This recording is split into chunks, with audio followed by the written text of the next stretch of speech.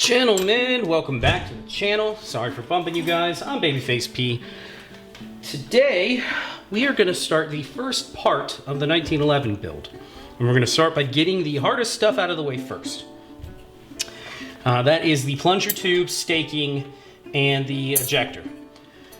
The ejector probably isn't too bad. You'll need a, I believe this is a number 52 drill bit. Pick one up. And you'll put this in and then drill through the front section there. Drill through the front section there, and then take your tiniest little roll pin and pin it in. It's pretty straightforward. The harder one, well, we'll see if it's harder, is the plunger tube. So the plunger tube gets staked in. You see the little holes down here in the plunger tube? It gets staked in place in these two holes. Short side goes forward. You push it in, and then with the proper staking tube, this would probably be pretty simple, pretty straightforward, but we don't have that. We have a handmade one. And if you want to see how this handmade staking tube was made, go check out the short that I created. Maybe I'll try linking that. It's basically a C-clamp. This can give you guys ideas of what you can work on and maybe do yourselves. It's a C-clamp, a 1-inch Harbor Freight C-clamp. A tap, you can pick whatever size tap you want. I happen to have a M5 by 0.9, just sitting in a box that I bought from Harbor Freight, super cheap. Drilled it, tapped it, and I was going to put a screw in here, but I said screw it, pun intended. I've never used this tap, and I don't normally plan on working in metric. And I've learned that if I need a nice tap, I'm gonna go and buy a specific tap for a specific purpose and keep it in a drawer nice. These things are kind of junk. So I said, screw it, cut it off, Loctited it in place, and we'll see how it works.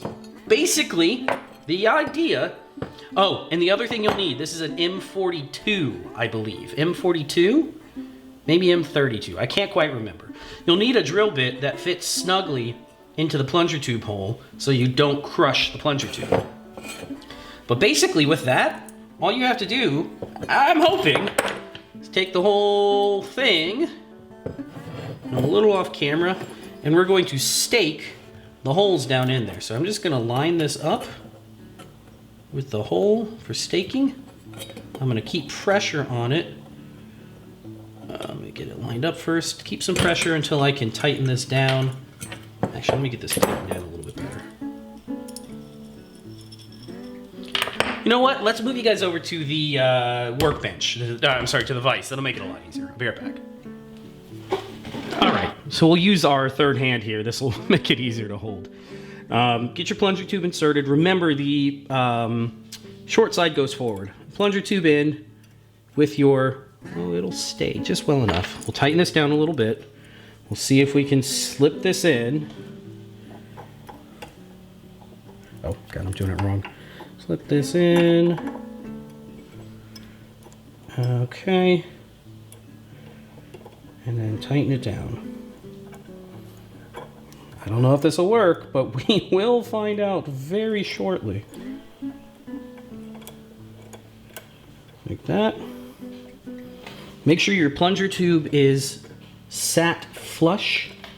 That's one important thing, is make sure the tube is as flush as you can make it. And then I think I may have broken the tap. We will see.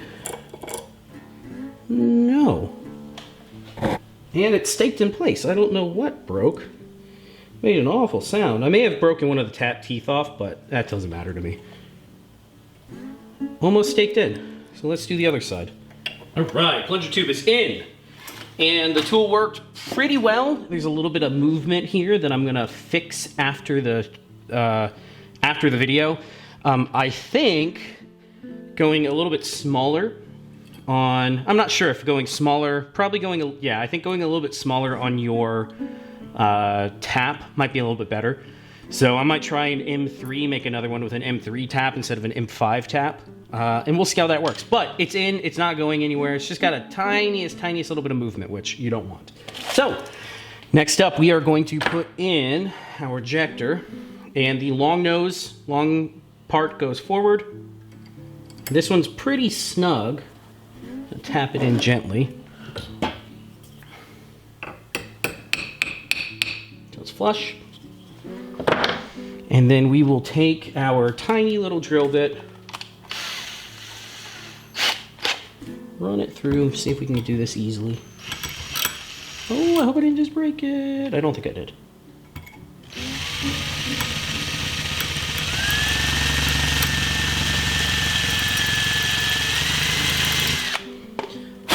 Make sure it's working.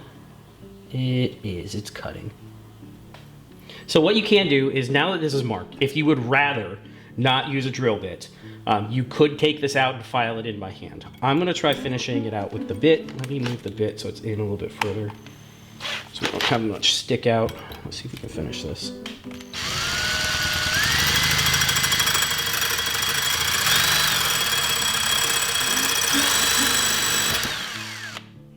And there goes the bit.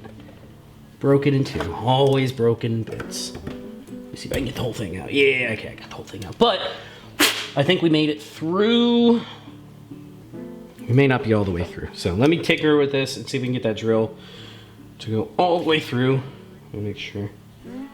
What I might actually do is, like I said, take it out and file. You can see where we've touched. You can see right there where we've touched. I'm gonna file that in by hand the rest of the way, and then it should work. So I'll be right back. This should be easy enough. Right, and just a little bit of some needle filing, and this is now solidly in place. You can see our roll pin is all the way through, and this is good to go. So worst part's done. If you guys want to use the proper tooling for all of this, I will link it down in the pinned comment. This thing worked fine, I'd say. And if you don't want to go spending 50 bucks on a one-time use tool, it worked okay for me.